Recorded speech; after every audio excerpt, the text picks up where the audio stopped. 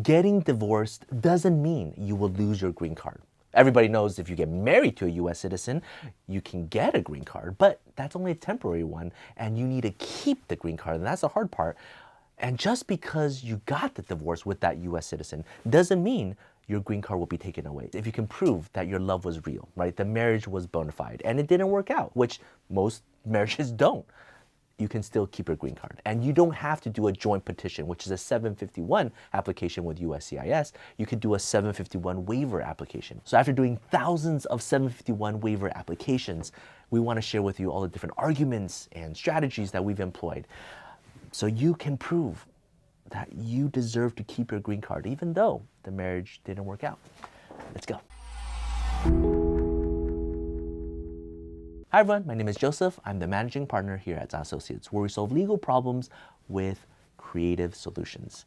So the legal problem is that the marriage didn't work out. You have a temporary green card, it lasts for 2 years, and you are now trying to file the 751 waiver. Or you might be in a different situation. You might be contemplating whether or not to get divorced, but you're scared and you're being abused and you really can't stand the relationship and your mental health is suffering. You want to get out, but you want the green card also. And so you're in that situation. Or you've been overseas because you've been kidnapped and you got left overseas and now you're trying to get back, but you have to do a late filing. It's been several years since your green card expired, but you can prove that your marriage is real.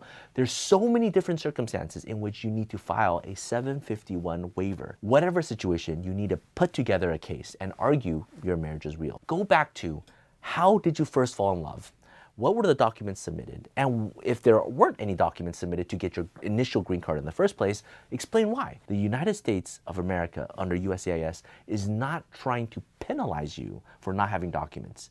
They are trying to investigate if you have a bona fide marriage. And just because you don't have documents doesn't mean you don't have a bona fide marriage. So that's one of the first steps. Then you explain what happened during the course of your marriage, whether it's for 1 month, 6 months, 1 year, 2 years. What happened during that marriage, right? Do a timeline every single month, things that happened, what didn't happen, the plans that didn't work, what did you guys talk about, what did you guys argue about, and then how did that argument escalate, eventually leading up to a divorce, and how did that happen? What documents do you have to show that? Did you text your friend about this first fight and eventually leading to a second fight and eventually leading to a divorce? How did you feel when you first got the divorce paperwork, or when you were the one who filed the divorce paperwork? You know, when did you seek out a lawyer, the first contract you signed with that lawyer? Go through all that mental gymnastic and explain that process to the officer, because it must have been a very painful experience. Nobody wants to get a divorce, right? When you invest so much of your time and effort to get married, it wasn't the plan that within a few months or a year or 2 years that everything was gonna be set up in flame. To invite all your family and all your friends to announce it on social media, to let everybody know, and then to let everybody know a couple months, a year later, sorry, it didn't work out. It is extremely painful. Explain that pain, show that pain. The more embarrassed you are, the more pain you feel, the more you can say, because that's what USCIS wants to see. If you have no pain and no shame, then did you enter into this marriage just to get a green card? That looks very suspicious, right? So you really want to show the feelings and the hurt and the pain and try to document it. Text messages, emails, cards, goodbye letters, angry texts, right? It doesn't have to be all pleasant, right? A lot of it is quite negative, especially if it's 751 waiver. Maybe his sister or her brother cussed you out, or maybe they just left really nasty reviews on your separation post on your Facebook, right? Unbelievable, irrational things that happen throughout a breakup. Well, all those things can prove that this was real. Did you seek counseling? Did you seek multiple counselings, right? And their reports on how that affected your mental health? Did you start buying different pain medications, right? Did you start losing sleep? You talk to your boss about it, you talk to your friends about it. You go to church and you talk to different counselors. You join divorce care groups, right? If you have children in the marriage, well, how do you deal with the kids and the visitation and discussion about the visitation and taking names off of insurance and adding names of other guardians, right? Amending your trust. Every single decision could be complicated, and anything complicated carries with it anxiety, frustration, regret. Show that. Show it in words, show it in pictures, show it in the complications and the dread, show it in your testimony. Show the uncomfortable things, because it's the uncomfortable, the ugly, the shameful, the things that cannot see the light of day. Those are the things that pretty much prove that it's real, much more than 1,000 joint bank account. And then the next stage in your journey is you go through the divorce. Divorce could be simple, or it could be extremely ugly. Some divorces cost a few $100s with an online application. Some divorces cost like $50,000 in legal fees between two parties and multiple court hearings and trial. Sometimes that alone is to prove that the marriage is real, because of the complication in divorce of all the things that were commingled. Because ultimately, what is a real marriage? Well, it's two people joining lives together. Families join, friends join, literally DNAs join to create offsprings. And now throughout the divorce, you have to untangle everything. The more tangled things are together, the more likely it is real. So a complicated divorce could very much mean it was a real relationship because of all the things that you need to untangle. How are you feeling, acting, living after the divorce? How did you move on? Where are you now? Where's your mental space? What did you reflect on? What did you learn about yourself? What did you learn about that other person? What did you learn about the world, right? Put all of that in the paperwork, because that shows growth, that shows reflection, and ultimately that shows that you are a sane person, right?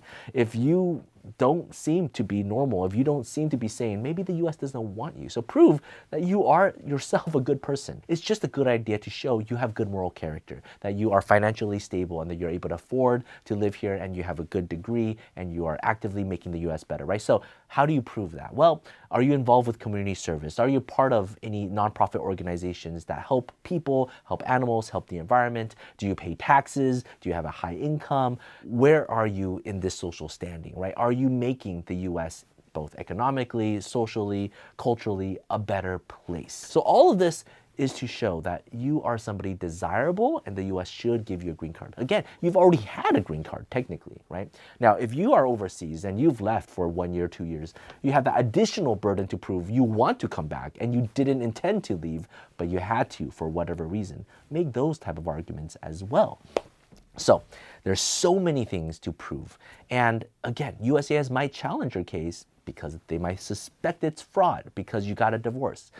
So on top of everything that we mentioned, what are the areas of your case that are suspicious? Address that. Ethnicity. Statistically, certain races just don't marry each other as often. I mean, low percentage. If the US citizen has filed bankruptcy before, or it's in a completely different socioeconomic standing. Usually in a sense that they are in a far lower socioeconomic standing. I'm not just talking about wealth and finances and employability.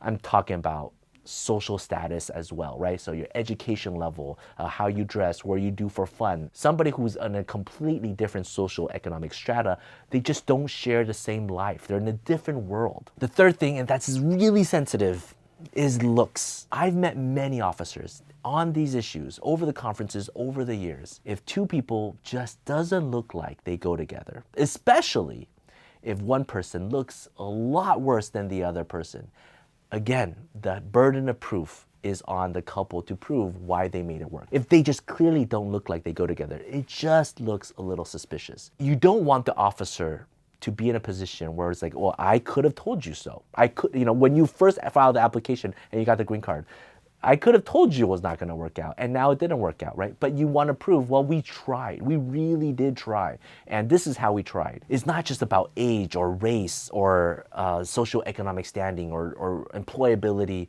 or looks. These are all single factors, and no one thing is going to be detrimental, but you need to tell the story. You need to tell your story. You've lived together, you've dated, you've courted, you've suffered pain, and you had hopes. What is your story, and how can you document that? And that's the process of preparing a 751 case. If you heard everything that I said, again, we deal with some of the most complicated 751 waiver cases, and it's not impossible. And it's also not just a form you fill out and you provide a lease agreement and a bank statement and you expect to get a green card, okay? There's so much marriage fraud, and that's more so the problem to you than anybody else, right? USCIS, they don't see you, they don't know you. You are a number, you are a data point. If fake applications are more real than your application, then how is the USCIS to know, right? And so document your case well, tell your story clearly, get people to support your statement, your counselor, your employer, your coworker, friends of your ex, various things to put together a case so that you can be confident that this presents a clear-cut case, that your marriage was real and you deserve the green card and you're going to make the US great. And once you put in all that effort, as opposed to just worrying in the middle of the night and stressing out, at least you're working and putting case together, you can sleep better at night. You file it, it takes years before they adjudicate it, but once they do, well, then you can finally be at peace. If you have any questions about 751 waiver cases, feel free to reach out. We do these all the time. Hopefully this video has helped you think through exactly how to make these arguments. Again, it's about your story. Take care. Bye-bye.